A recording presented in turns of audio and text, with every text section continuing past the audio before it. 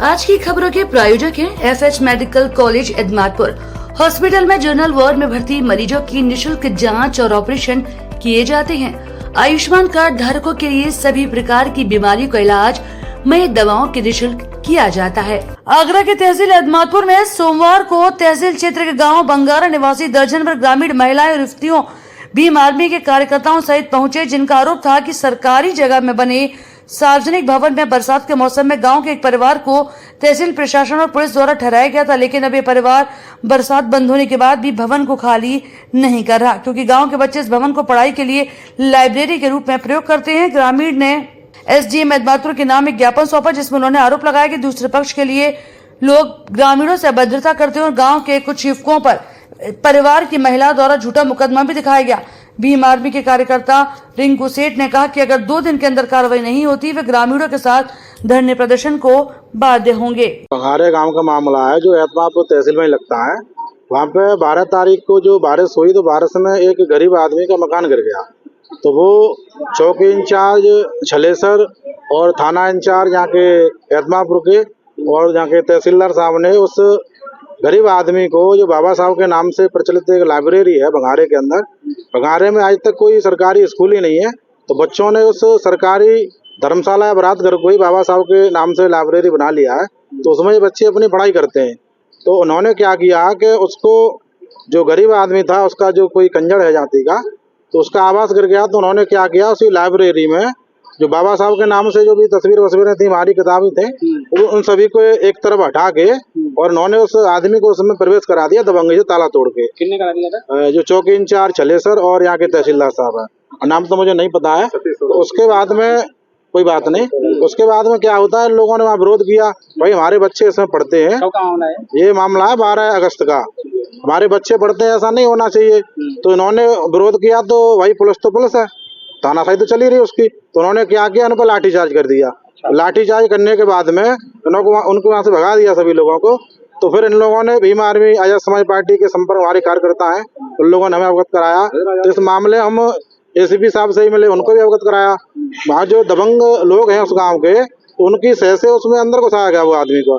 अब ये तो मैं नहीं कहूँगा उसका मकान बेच दिया, क्या हो गया हमने नहीं देखा, लेकिन शासन प्रशासन को ये करना चाहिए था कि उसमें किसी आपातकाल स्थिति में अगर किसी आदमी को रखा जा रहा है तो 2-4 दिन के लिए हो जाएगा।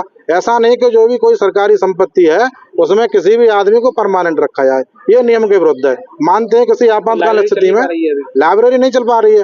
अब उन्होंने क्या किया, उसमें बच्चे पढ़ने जाते हैं, तुम्हारे 3-4 साथी हैं, उन लोगों को झूठे मुकदमे में फंसा दिया। वहाँ वो महिला नहा रही थी। जब एक बात बताइए, वहाँ पे लाइब्रेरी है, बरात घर है, उसमें कोई शौचालय बाथरूम तो होगा नहीं। अगर भाई तो महिला नहा भी रही होगी तो उसमें बच्चों की क्या कमी है। दूसरी चीज, ऐसा है नहीं बच्चे गए नहीं है, क्योंकि वहाँ कैमरा लगे हुए 12 CCTV कैमरा। अगर ऐसा कोई मामला CCTV चेक कर लिया जाए। लेकिन ये पुलिस की जो भी कार्रवाई है वो लचर है। पुलिस इसमें निष्पक्ष जांच नहीं कर रही, कोई कार्रवाई नहीं कर रही। शिकायत की आपने? हाँ, पुलिस की शिकायत हमने CP साहब से की थी, लेकिन वहाँ से अभी कोई सुनवाई नहीं हुई है। SP साहब से ही मिले, आज SDM साहब से कहा है भाई उसको तत्काल। जी, छेड़छाड़ का मुकदमा है जो कि एकदम झूठा है। 16 तारीख की ये घटना है 12:50 की, जबकि 12 बजे से 2 बजे के बीच में यहाँ पढ़ाती है रिंकल सिंह। ऐसी कोई वारदात हुई नहीं। सो ये घटना हुआ ये 16 तारीख की है अभी की, और 12:50 की। और जबकि मैं और भी जो लोग हैं वो सब आप अपने काम में व्यस्त थे। CCTV कैमरे लगे हैं, जावर सिंह ने लगवाए, और उक्त गाँव में भी लगे हैं। और वहाँ की 12 से लेकर 2 बजे तक के बीच में जो वीडियो हैं वो भी सारी हमारे पास हैं। हमें निर्दोष फंसाया गया है। जब पुलिस अधिकारी से आपकी बात हुई थी, उनको आपने बताया CCTV के बारे में क्या कहा जाए? वो बोल रहे थे, क्या कहते हैं, वहाँ CCTV कैमरे लगे हैं, लेकिन वहाँ लाइट नहीं आ रही थी, और वहाँ शायद CCTV में वीडियो नहीं आई होंगी।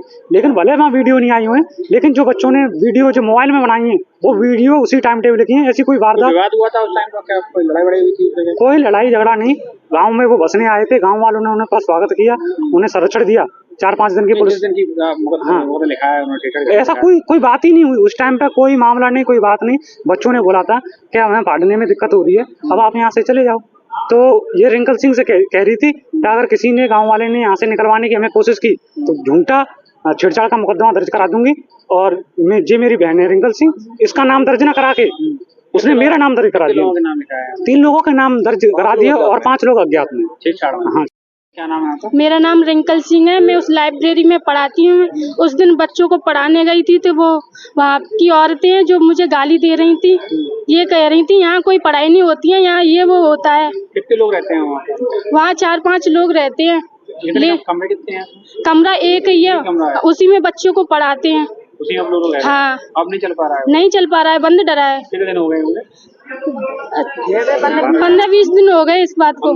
हाँ। ब्यूरो रिपोर्ट दैनिक खोज इंडिया को देखते रहने के लिए हमारे चैनल को सब्सक्राइब करें और बेल आइकन को जरूर दबाएं।